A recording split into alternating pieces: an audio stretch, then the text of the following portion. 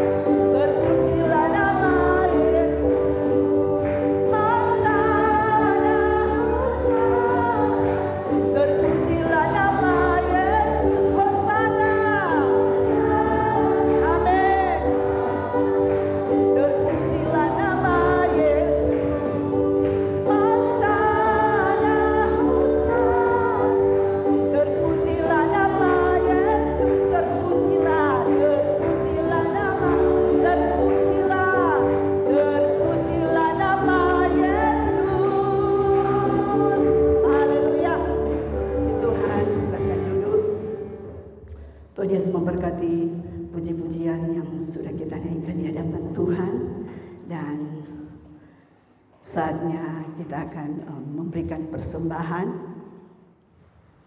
Kita angkat pujian.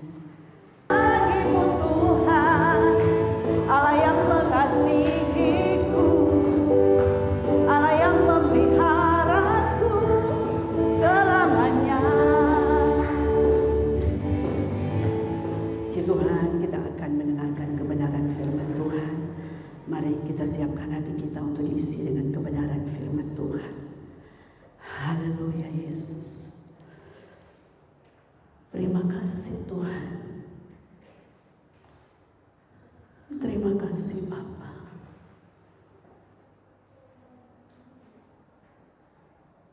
Saat ini kami rindu dan hati kami diisi dengan kebenaran firman Tuhan.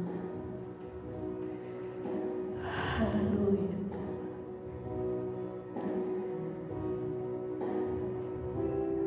Biarlah kami benar-benar siap saat ini untuk menerima kebenaran firman Tuhan.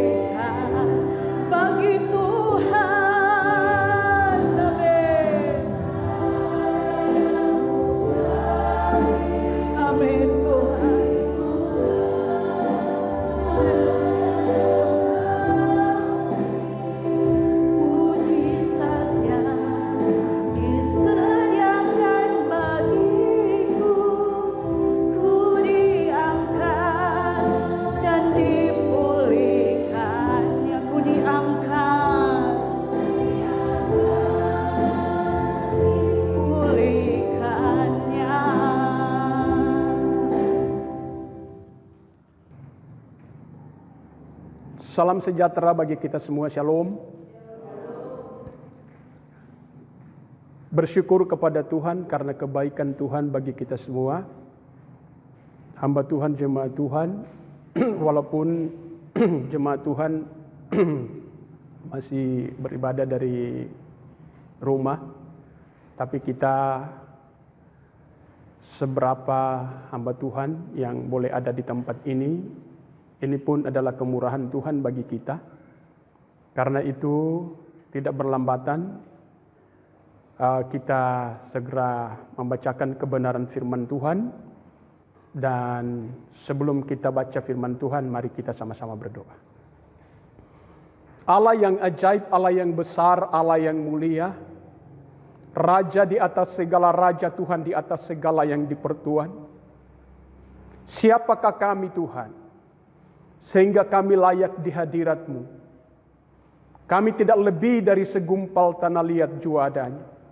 Tetapi Engkau boleh menciptakan kami, sehingga kami boleh bersekutu dengan Engkau, ya Allah kami, ya Tuhan kami. Karena itu kasihanilah kami semua dan anugerahkan kami kekudusan-Mu dan hikmat pengertian akal budi ketika kami mendengarkan firman-Mu. Biarlah Engkau bekerja dalam kehidupan kami. Di dalam nama Tuhan Yesus Kristus, kami mau membaca merenungkan kebenaran firman-Mu. Di dalam nama Tuhan Yesus Kristus. Haleluya. Amin. Kali lagi shalom. Puji Tuhan, kita segera membuka bagian dari firman Tuhan dalam kitab Mazmur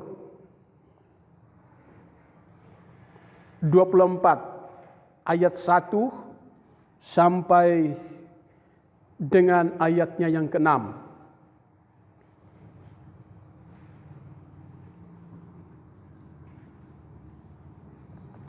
Ya, Mazmur 24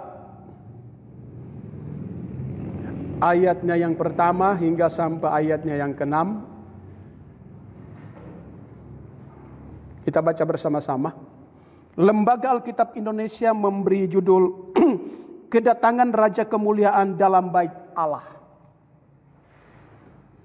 Mulai ayat 1, 2, 3. Tuhanlah yang empunya bumi serta segala isinya, dan dunia serta yang diam di dalamnya. Sebab dialah yang mendasarkannya di atas lautan dan menegakkannya di atas sungai-sungai. Siapakah yang boleh naik ke atas gunung Tuhan? Siapakah yang boleh berdiri di tempatnya yang kudus?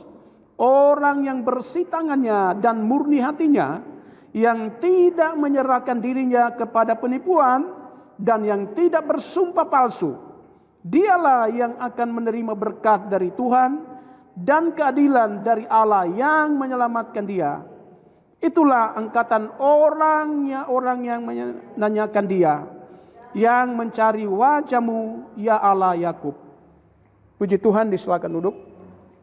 Kita seberapa yang ada pelayan Tuhan, hamba Tuhan, seperti saya katakan tadi bahwa kita pun memperoleh anugerah Tuhan kesempatan boleh beribadah di tempat ini hingga sampai saat ini, walaupun jemaat Tuhan masih beribadah dari rumah masing-masing, tetapi saya selalu katakan bahwa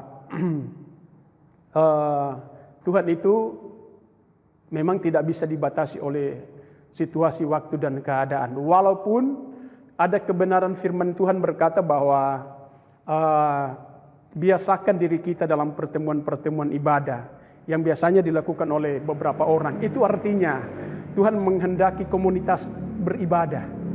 Ya, orang-orang yang berkumpul untuk memuliakan Tuhan. Karena Tuhan katakan ada 2-3 orang berkumpul dengan nama Tuhan itu ada. Itu artinya Tuhan menghendaki juga komunitas, perkumpulan orang-orang yang percaya. Nah, saudaraku yang kekasih di dalam Tuhan, dari beberapa waktu lalu tentang kebenaran firman Tuhan yang kita dengar bersama-sama disampaikan, itu selalu merujuk kepada kehidupan kita, bagaimana kita harus benar-benar hidup di dalam kebenaran Allah. Karena tanpa kita hidup dalam kebenaran Allah, maka kehidupan kita mungkin kita senang, kita berhasil, mungkin kita sukses, mungkin kita memperoleh ini dan memperoleh itu. Tetapi saudaraku yang kekasih di dalam Tuhan, Tuhan katakan, kalau orang yang tidak berharap, tidak bersandar kepada Tuhan, tidak hidup dalam kebenaran Allah, maka itu adalah orang-orang yang sebenarnya berada dalam kutuk. Kutuk itu sebenarnya adalah suatu penghukuman. Entah itu sakit penyakit, atau kemelaratan, atau kemiskinan, atau masalah persoalan pergumulan pun yang selalu datang. Mungkin ada orang yang berkata, wah, persoalan saya, pergumulan saya ini terlalu berat dan tidak habis-habisnya. Di manakah Tuhan? Pertanyaannya, di manakah Tuhan? Dan selalu saya katakan bahwa memang orang yang benar itu pun pasti akan mengalami penderitaan. Firman Tuhan katakan selama manusia masih berkemah dalam daging ini, kita mengeluh dengan berbagai-bagai persoalan. Tetapi tidak selamanya badai itu ada dalam hidup manusia. Karena di sana ada Tuhan. Amin. Di sana Tuhan siap memberi pertolongan bagi kita. Saudaraku yang kekasih di dalam Tuhan, di sini Lembaga Alkitab Indonesia memberi tema kedatangan Raja Kemuliaan dalam Bait Allah. Yang dimaksud dengan kedatangan Raja Kemuliaan dalam Bait Allah itu, selalu itu kalau dalam bahasa Perjanjian Baru itu selalu merujuk kepada gereja Tuhan. Selalu merujuk kepada orang yang percaya kepada Tuhan. Raja Kemuliaan itu adalah Raja di atas segala raja, Tuhan Yesus Kristus. Yang berkenan datang berdiam di dalam diri manusia, yaitu hamba Allah, jemaat Allah. Hamba Allah, jemaat Allah yang seperti apa? Di sini dikatakan dia berkenan datang di Bait Allah. Wah, ini hal yang sangat luar biasa. Tidak mungkin itu raja di atas segala raja. Presiden saja, gubernur saja. Dia tidak sembarang untuk bertamu kepada keluarga A, keluarga B, kepada komunitas A, komunitas B. Tidak sembarang. Orang yang punya pangkat, orang punya jabatan yang tinggi, tidak sembarang dia datang bertamu kepada satu komunitas, kepada satu mungkin keluarga. Itu harus punya protokol, harus punya aturan. Ini raja di atas segala raja. Dia berkata, dia berkenan datang ke Bait Allah. Bait Allah itu sekali lagi itu merujuk kepada orang-orang yang hidup. Bukan sesuatu benda yang mati. Bukan sesuatu bangunan. Tetapi sesuatu makhluk hidup. Manusia yang diciptakan menurut gambar dan rupa Allah. Maka Tuhan mau datang ke situ. Kepada yang seperti apa? Nah, saudaraku yang kekasih di dalam Tuhan, tetapi Tuhan katakan, marilah kepadaku, kamu semua yang letih lesu dan berbeban berat. Berbahagialah orang yang miskin dan lapar akan kebenaran Allah. Saya bahas pada waktu lalu, bukan yang dimaksud dengan miskin secara materi, miskin secara finansial, miskin secara harta benda. Tidak. Miskin merindukan Tuhan, mau akan kehadiran Tuhan. Yang dimaksud oleh Tuhan, lapar itu lapar akan kebenaran Allah. Pertanyaannya, saudara, ketika mengalami masa pandemi COVID-19, apakah gereja Tuhan, apakah umat Tuhan masih yang merasakan mengalami yang namanya kelaparan atau tidak? Masih merasakan yang namanya kehausan atau tidak? Mungkin secara materi masih berkelimpahan. Mungkin makan minum masih tercukupi. Tetapi apakah rohani kekristenan itu masih membutuhkan Tuhan atau tidak? Apalagi tidak lagi beribadah bersama-sama. Maka saya jelaskan pada waktu lalu bahwa pengurapan itu ada dua. Pengurapan bersama pengurapan pribadi. Pengurapan itu membuat orang senang. Itu adalah pemberian Tuhan bagi gerejanya. Nah, ketika saya maksudkan bahwa kadangkala kalau ada komunitas beribadah dan di situ ada pemberitaan kebenaran firman Allah, bahkan mungkin dia merasakan lawatan Tuhan, dia merasa indah, merasa bahagia. Itu kalau dia ada komunitas. Tetapi kalau sendirian sulit. Kadangkala kalau sendirian atau perorangan, orang sulit untuk merasakan sesuatu yang dari Tuhan. Sebenarnya tidak seperti itu. Kekristenan yang sejati, saudaraku yang kekasih di dalam Tuhan, saya harus beritahu pada saat ini. Kekristenan yang sejati yang Tuhan inginkan adalah bukan sekedar punya kerinduan yang besar.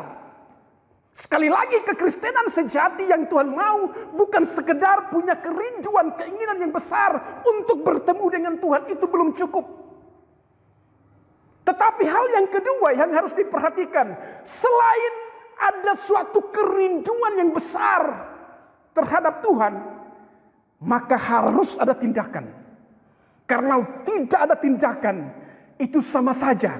Itu program seperti orang yang punya program, itu tidak pernah dilaksanakan. Program rencana itu tidak pernah dieksekusi, tidak pernah dilaksanakan. Sama saja dengan bohong, sama saja dengan nol. Oleh karena itu kerinduan yang besar itu harus ditindaki, harus ada tindakan. Contoh, kalau kita malas menyembah Tuhan, kalau kita malas berdoa, kita punya kerinduan untuk menyembah Tuhan, kita punya kerinduan untuk berdoa, tapi tidak pernah bertindak untuk berdoa menyembah Tuhan, sama dengan bohong. Memang Tuhan membutuhkan hal itu. Dan ketiga, selain punya tindakan, dia harus punya ketaatan dan kesetiaan. Ini tantangan. Saya pernah bersaksi pada salah satu gereja. Saya katakan, saya ini orang yang suka berdoa. Dulu pada waktu saya bertobat. Saya suka duduk di dalam hadirat Tuhan. Saya senang dengan Tuhan. Tetapi dengan berjalannya waktu, masalah demi masalah, proses demi proses terjadi dalam kehidupan saya tidak ada kerinduan lagi untuk bangkit. Saya menyerah pada keadaan. Kenapa? Saya melihat keadaan persoalan, pergumulan yang di depan saya itu terlalu besar. Saya tidak lagi melihat Yesus. Kenapa? Karena saya tidak bertindak untuk bangkit. Tuhan katakan, bangkitlah. Menjadi teranglah, supaya terangmu bercahaya. Amin. Memang hari-hari ini kita bisa rasakan masing-masing bahwa seolah-olah, kenapa? Karena Tuhan menghendaki beberapa hal itu.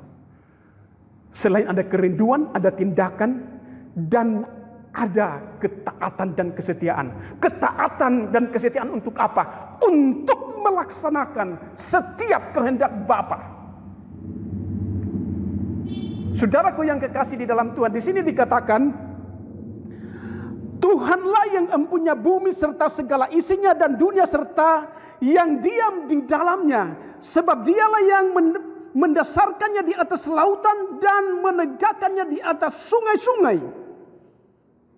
Siapakah yang boleh naik ke atas gunung Tuhan? Siapakah yang boleh berdiri di tempatnya yang kudus?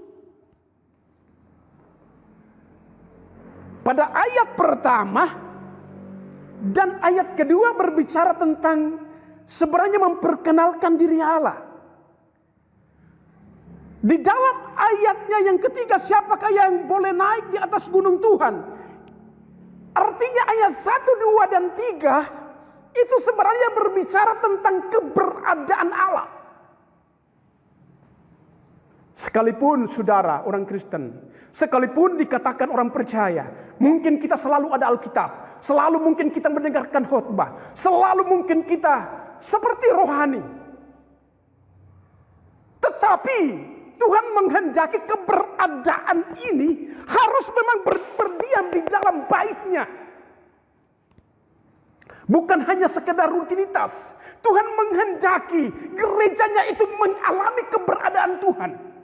Apa yang dimaksud dengan keberadaan Tuhan? Kekekalan. Apa yang dimaksud keberadaan Tuhan? Kalau kita melihat gunung-gunung seperti Gunung Maninporok, siapakah yang bisa mengadakan Gunung Maninporok ini? Siapakah yang bisa mengadakan Gunung Seputan? Siapakah yang bisa menciptakan laut? Ini berbicara tentang keberadaan Tuhan. Ketika kita melihat luar biasa ciptaan Tuhan, itulah keberadaan Tuhan. Amin, saudara. Banyak kali Tuhan menegur kami. Kami sudah hamba Tuhan. Tapi banyak kali Tuhan menegur. Tuhan menegur itu bukan mempermalukan. Tetapi membawa pemahaman gereja Tuhan. Membawa pemahaman jemaat-jemaat Tuhan. Bahwa Tuhan itu bukan hanya sekedar diakui.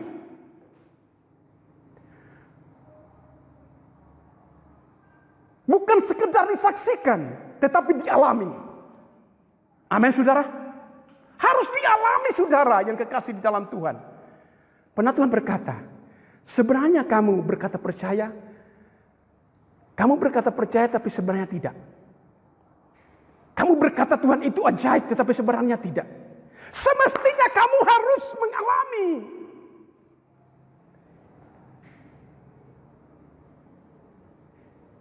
Ketika kita menanam jagung, jagung itu benih jagung ya maksudnya. Jagung itu diharapkan harus bertumbuh, harus keluar bulir. Harus keluar, harus bertumbuh. Dan dia bukan hanya sekedar bertumbuh, tapi dia menjadi besar. Ketika dia menjadi besar ada waktunya, kurang lebih 3 bulan. Maka jagung itu akan menghasilkan buah yang akan dinikmati. Tetapi kalau benih jagung itu tidak keluar, tidak bertumbuh, berarti dia mati atau rusak atau dimakan oleh binatang. Gereja Tuhan mengharapkan bahwa kalau ada kebenaran firman Allah ditabur, Tuhan mengharapkan benih itu masuk dan dia keluar. Maka gereja Tuhan bukan sekedar bersaksi, tetapi ada kesaksian karena Kristus ada di dalam diri manusia. Itulah kediaman Allah yang sebenarnya. Amin, saudara. Mulai dari perkataan-perkataan. Banyak kali, khususnya saya, Tuhan menegur saya tentang perkataan. Saya pikir, apa Kang yang kita ada salah ini? Saya berjaga-jaga.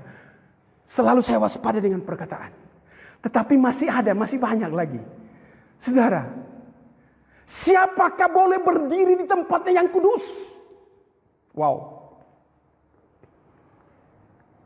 Mengalami keberadaan Allah itu tidak gampang, saudara. Itu yang saya katakan tadi. Harus ada 3 hal dasar. Tiga hal tadi itu 3 hal dasar untuk orang tetap ada berdiam di dalam Tuhan. Wah, betapa indahnya sebenarnya di dalam Tuhan. Betapa luar biasanya. Ketika kita menyembah Tuhan, berada di hadirat Tuhan, menikmati kebesaran Tuhan. Wah, luar biasa. Agaknya seolah-olah kita sudah tidak mau berhenti. Tetapi ada waktu-waktu tertentu di mana kita mengalami yang namanya mungkin frustasi rohani. Degradasi iman, penurunan iman, bahkan mungkin kemalasan merenggut kita. Saudara, ketika kita mengalami yang namanya ketakutan, ketika kita yang mengalami yang namanya kecemasan, kekhawatiran, sebenarnya itu adalah panah api daripada si jahat. Kita marah, kita cemburu, kita tidak senang dengan itu, dengan A, dengan B, kecewa, itu sebenarnya adalah panah-panah api daripada si jahat. Maka Tuhan katakan, untuk memadamkan panah-panah api daripada si jahat, pakai perisai iman, pakai penangkis dari Yesus. Amin, saudara, miliki iman yang teguh, percaya. Ini tubuh ini menjadi sasaran empuk musuh. Tetapi Tuhan katakan, Tuhan adalah gunung batu. Tuhan adalah kota benteng. Perisai itu sangat kecil. Tetapi kalau kota benteng itu besar. dan tidak dapat disusupi, dimasuki oleh apapun. Mari, biarlah Raja Damai itu berkenan dalam hidup kita. Saudara yang kekasih Raja kemuliaan, siapakah yang boleh naik ke atas gunung Tuhan? Siapakah yang boleh berdiri di tempat yang kudus? Di dalam ayat 4, jelas sekali situ. Orang yang bersih tangannya. Siapakah yang boleh mengalami Tuhan? Siapakah yang boleh mengalami kebesaran, keajaiban Tuhan dalam hidupnya? Jadi menyaksikan Tuhan bukan cuma sekedar kata orang. Seperti Ayub. Nabi Ayub. Dia menyaksikan Tuhan menurut kata orang. Tetapi sebenarnya harus ada. Raja kemuliaan itu ada. Itulah yang dimaksud dengan buah. Buah bisa buah kebenaran, buah pertobatan, buah pelayanan. Tapi intinya Kristus itulah yang menghasilkan buah itu. Jangan keluar buah lain. Karena kalau Kristus, itu buahnya Kristus. Benih ilahi, itu hasilnya adalah Kristus. Hasilnya adalah kebenaran. Yang boleh naik adalah bersih tangannya. Ya, kalau hari-hari itu ada 3. Ada 3M. Menjaga jarak, mencuci tangan, memakai masker. Bahkan ditambah lagi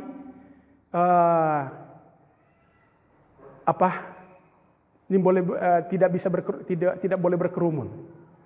Dan kalau boleh pakai hand sanitizer dan lain-lain. Itu protokoler COVID-19. Tapi kadangkala protokoler rohani kita tidak lakukan. Tangannya yang kudus, artinya orang yang berkenan kepada Allah, di mana keberadaan Allah itu dilayakkan dalam orang itu, kebenarannya itu akan berkuasa atas orang itu, dan dia akan melihat perkara-perkara besar, perkara-perkara ajaib. Maka adalah orang yang bersih tangannya. Bukan setiap hari cuci tangan. Yang dimaksud dengan itu hanya kebersihan lahiriah. Tapi yang dimaksud dengan kebersihan rohani adalah tangan ini berbicara dari hal pekerjaan. Apakah pekerjaan kita sudah memuliakan Tuhan? Apakah ketika kita bekerja kita memuliakan Tuhan? Atau justru pekerjaan kita yang tidak memuliakan Tuhan? Apapun yang kita kerjakan, pastikan bahwa pekerjaan kita memuliakan Tuhan. Apa yang kita kerjakan memuliakan Tuhan? Menyenangkan hati Tuhan atas kehendak Tuhan. Itu yang dimaksud dengan pekerjaan. Ya, di sana baru di kedua. Orang apa? Orang yang murni hatinya.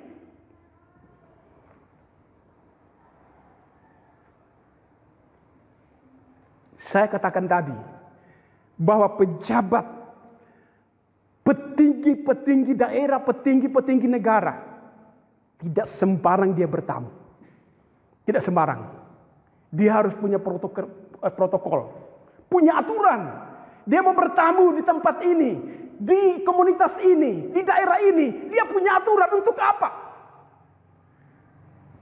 Demikian Raja kemuliaan. Raja Yesus di atas segala raja. Dia boleh datang. Harus bersih hati. Bersih hatinya. Tidak ada sesuatu hal yang lain. Bersih hatinya. Kenapa? Karena dia adalah Maha Kudus. Maha Suci. Kadangkala hati kita tidak bersih.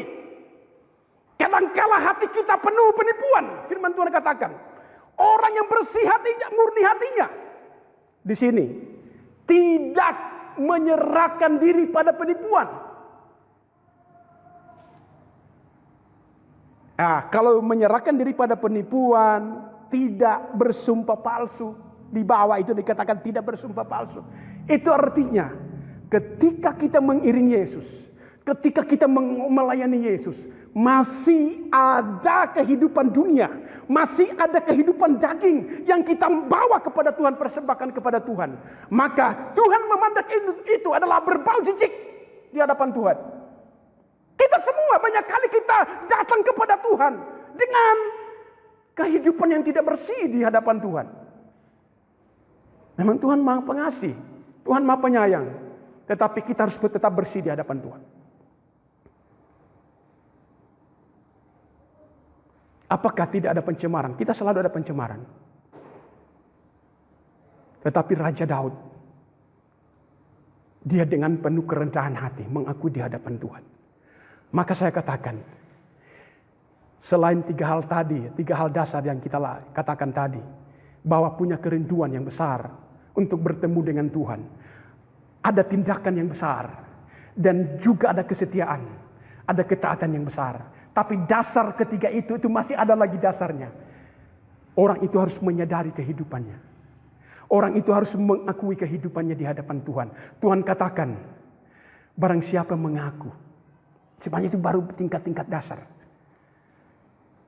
Bagaimana orang mengaku dia tidak pernah menyadari. Kadangkala kita tidak pernah menyadari. Kenapa? Karena ada kehidupan manusia. Kehidupan lama yang masih kita bawa. Sehingga terang itu tidak bercahaya. Bahkan kita masih tertutup. Maka Tuhan katakan selama masih ada selubung yang menyelubungi hati manusia. Menyelubungi mata manusia. Maka mereka tidak memahami. Hanya Kristus yang sanggup menyingkapkan itu. Nah kalau Kristus tidak dimuliakan, apakah yang bisa menyingkapkan? Tidak ada sesuatu yang bisa menyingkapkan kejahatan yang ada di dalam hati manusia.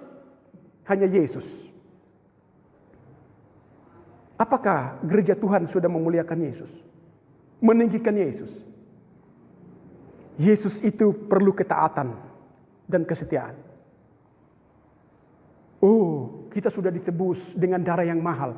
Iya, justru darah yang mahal.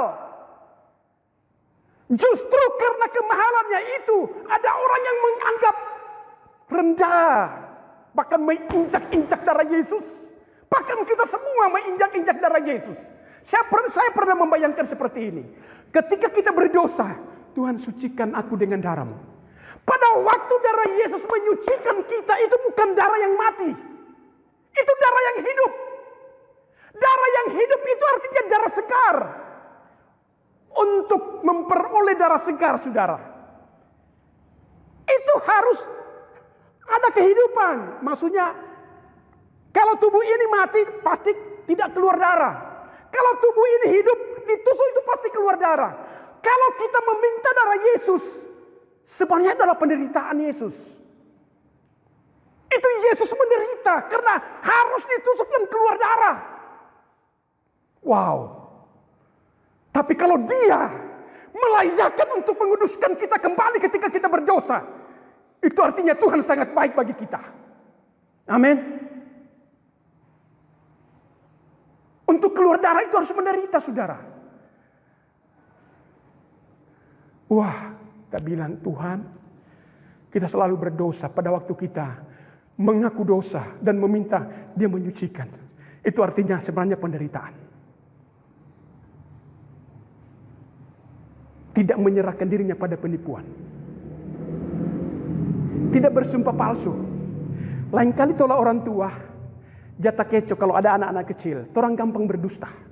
Mengajarkan anak-anak kecil tentang dusta. Misalnya, mari jut orang mau pasiar. Kalau anak misalnya dia barewel, orang bilang, mari jut orang mau pasiar. Oh anak so iko. Oh dia berharap dia. Padahal nyanda. Itu cuma dusta belaka. Ini tidak boleh. Kita memperkatakan dusta, apalagi anak-anak kecil. Anak-anak kecil terus ajarkan dusta. Mau minta doi, oh tidak ada doi. Tahu-tahu di popoji banyak. Akhirnya hilang. Ya di atas ya, tidak di atas. Tidak. Tidak apa-apa. Tidak apa-apa. Kadang-kala Tuhan jangan lupa, saudara, yang kekasih di dalam Tuhan. Nah, orang-orang yang demikian firman Tuhan katakan adalah dalam ayat 5. Dialah yang akan menerima berkat dari Tuhan. Dan keadilan dari Allah yang menyelamatkan dia. Berkat dari Tuhan itu selalu konotasinya. Tujuannya, oh dia dapat doi banyak. Betul. Dapat doi banyak. Betul itu. Itu janji Tuhan. Mari jangan selalu begitu kok. Orang harus dimulai dengan kemuliaan. harus dimulai dengan kebenaran Allah. Dimulai dengan sesuatu yang besar. Dimulai dengan keberadaan Tuhan dulu. Keberadaan Tuhan. Tuhan kehendaki itu ada di dalam diri manusia. Pada waktu malaikat itu jatuh, berdosa, bersalah di hadapan Tuhan, Tuhan tidak pernah kompromi. Dia langsung pecat DP istilah. Dia langsung menciptakan manusia. Apa tujuan Tuhan menciptakan manusia? Apakah supaya manusia menderita? Tidak. Justru memperoleh kebahagiaan bersama dengan Tuhan. Tujuannya adalah supaya Tuhan membangun persekutuan dengan manusia. Apakah Tuhan perlu dihibur? Tuhan perlu penghiburan? Tuhan perlu kesenangan dari manusia? Tidak. Itu adalah rahasia ilahi. Tetapi tujuannya yang saya tahu adalah supaya manusia membangun keintiman dengan Tuhan. Amin saudara. Tuhan luar biasa. Kalau dia tidak mau, tidak ada tujuan-tujuan kenapa dia menciptakan manusia, dia bisa mengampuni malaikat yang jatuh dan membangun persekutuan dengan mereka. Oleh karena itu, Tuhan itu dahsyat bagi kita. Amin.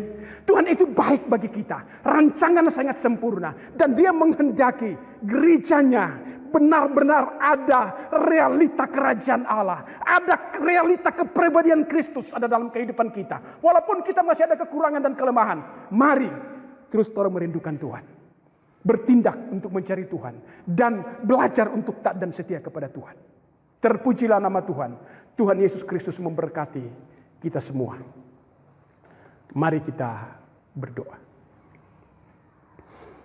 Bapa, di dalam nama Yesus, Allah yang besar, Allah yang agung, Allah yang mulia, Raja di atas segala raja, Tuhan di atas segala yang dipertuan.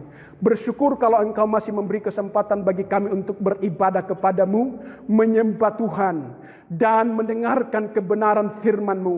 Karena ada satu ketika, satu waktu yang Engkau telah tetapkan, dan waktu itu akan datang.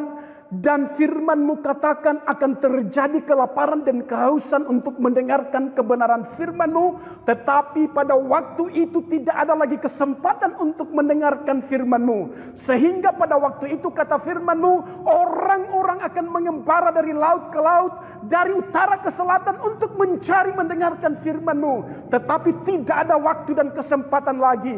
Oleh karena itu kami bersyukur kepadamu kalau Engkau masih memberikan waktu dan kesempatan. Meteraikan semua yang telah kami dengar yang daripadamu. Sehingga itu menjadi berkat bagi kami. Menjadi berkat bagi banyak orang. Dalam nama Tuhan Yesus Kristus, diberkati pemerintah kami, pemerintah pusat, pemerintah daerah, pemerintah kecamatan, pemerintah desa, semuanya diberkati, Rasir Raya ini diberkati oleh Tuhan. Dan biarlah Rasir Raya ini pun menjadi desa kedua desa ini, desa yang memuliakan Tuhan, desa yang terus teguh percaya kepada Tuhan, desa yang menyenangkan hati Tuhan, baik pemerintah dan seluruh masyarakat. Sama-sama diberkati dalam pertolongan perlindungan Tuhan. Jemaat-jemaat Tuhan diberkati, hamba-hamba Tuhan diberkati di dalam nama Tuhan Yesus. Bahkan gereja-gereja yang ada di Rasir Raya ini, pemimpin-pemimpin gereja diberkati dalam nama Tuhan Yesus Kristus. Kami berdoa bersyukur kepadamu di dalam nama Tuhan Yesus Kristus. Segala kemuliaan bagi Allah kami, semua yang telah mengambil bagian dalam pelayanan khususnya hari ini, Engkau memberkati dalam nama Yesus. Kami tahu jerih payah kami di hadirat-Mu, di hadapan-Mu tidak pernah sia-sia. Sekali lagi kami berdoa bersyukur kepadamu. Setiap persembahan yang telah kami beri, Engkau melihat, memperhitungkan dan memberkati. Kami terima berkat-berkat Tuhan. Segala kemuliaan bagi Allah di tempat yang maha tinggi, di dalam Yesus Kristus, serta persekutuan Roh Kudus akan teralami oleh hamba-hamba Tuhan, umat-umat Tuhan.